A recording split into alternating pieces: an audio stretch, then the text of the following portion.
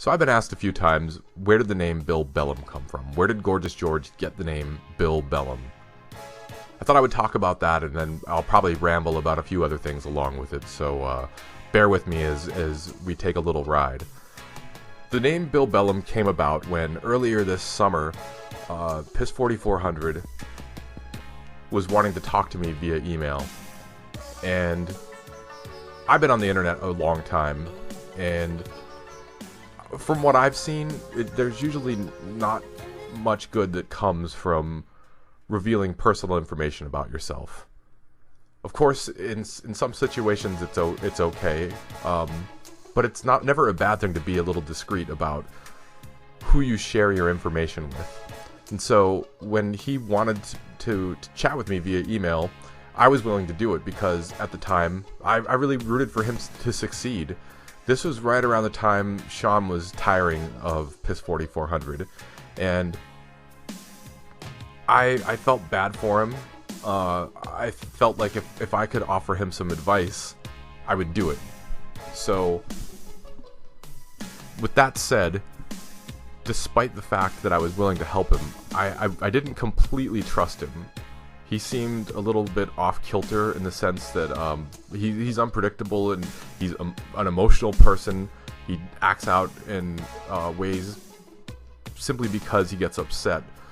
So I thought the better of using any email address that I use in my day-to-day life. And instead I used a dummy address that I had made not too long before that. And when I made this email account, I signed up with the name Bill Bellum, which is the last name is a combination of the name Bill and William.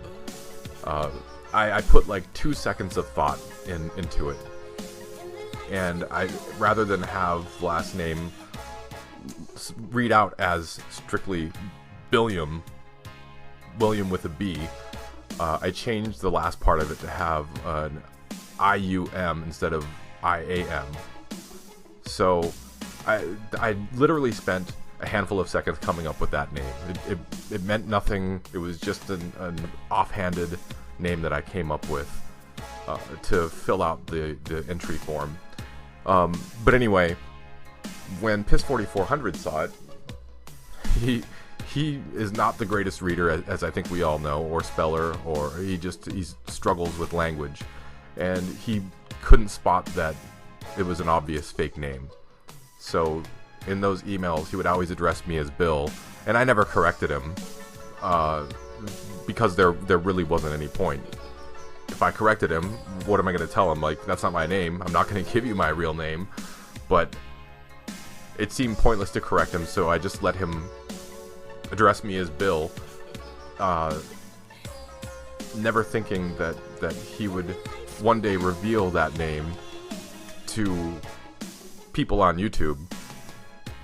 But it just shows my hesitance.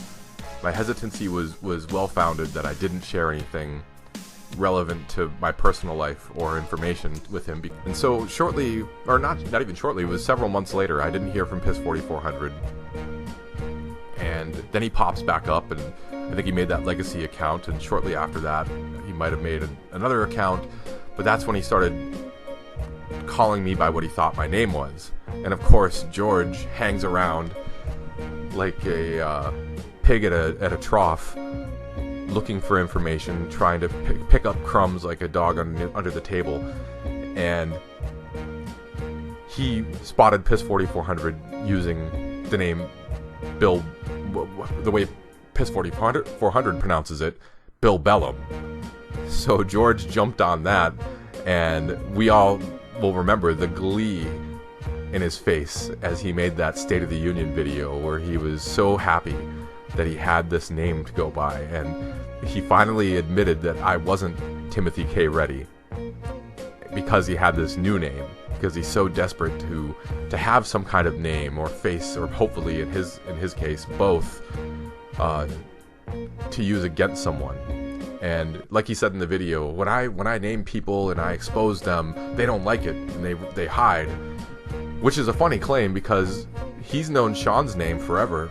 Sean hasn't been running and hiding. Sean instead has been winning court cases against him and winning YouTube appeals against him non-stop. He has Will Markland's name that hasn't done anything there, and he has a host of other people's names. I mean, hell, look at Decayed Matter. He's had his name forever, and Decayed Matter, when he feels like making a video, he does it. So it means very little in the scheme of things, but I found it hilarious that it was just like a perfect storm of events where Piss 4400 and his difficulty in reading believes that this obvious fake name is my real name and distorts it into Bill Bellum, and George picks up on it and also thinks it's my real name. So I found that really goddamn funny, and yeah, I waited this long to explain how it all came about simply because I wanted him to spin his wheels trying to use this information to unearth more facts about me. And the proof of his lack of progress is his silence. Because I guarantee you, if he had come up with something that he thought was credible, he would have made a video gloating again. He would have probably looked for a phone number attached with somebody by that name. The unfortunate thing is that the name isn't a real name at all. I don't think that there's anybody out there, at least not in our modern times, that's still living with the name Bill Bellum. So if it had been something like, I wish it had been something like Joe Smith, or Joe Jones, or something really generic. So he'd really be sifting through probably thousands of results and matches. But yeah, that's how the name came about, and that's why he's been silent up to this point after making that video where he was just over the moon, so happy that he had this information, or he thought he had this information. And speaking of Gorgeous George, I made a video not too long ago showing off all of the notices I've gotten from YouTube where I had beaten him in his attempt to false flag my videos. And this guy just doesn't learn. He does not learn. YouTube is tired of his crap. They're not going to listen to him when he tries to abuse the law and false flag videos. He tried it yet again with my video I made not too long ago, the one where I critiqued his State of the Union address. He goes on to claim in this notice that the entire video violates his copyright. And the interesting thing about that is the very first image is one that he absolutely owns no stake in. And this image right here is an image that appeared on a Richmond News website. And of course it's been photoshopped a little bit, but the image itself, without the Photoshop, was one that appeared on a Richmond News site. And I'm sure he doesn't know, and he doesn't really care because he just flags anything he doesn't like. But the way copyright works for photos is whoever the photographer is, whoever shot the photo, owns the copyright. It doesn't matter who's in the picture. The person who shot the photo owns the copyright. And George being in the photo does not give him the copyright. It is the photographer. The photographer from this news site undoubtedly owns the copyright to this photo. And, you know, regardless of that, it falls under fair use anyway. But, of course, George doesn't care. If he doesn't like it, he just flags it. And it's going to be really funny one day when he flags the wrong person who decides to take him to court and beats him in court for filing false DMCAs, which is highly illegal. And he thinks he's having trouble wrangling with this bankruptcy.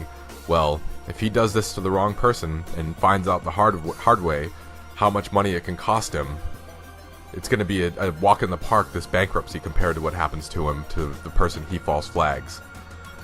Anyway, I win yet again, and he loses yet again. We've all come to expect this. So hopefully he takes this as a lesson and just gives up wasting his time false flagging, because YouTube has proven they're tired of it, and he's not going to win. I'm sure it's asking too much to hope that he would learn from this and realize that false flagging is no longer going to work, but of course this is, we all know who we're talking about here, and he doesn't seem to learn at all. He doesn't get it, will never get it. Anyway, this is the captain, signing off.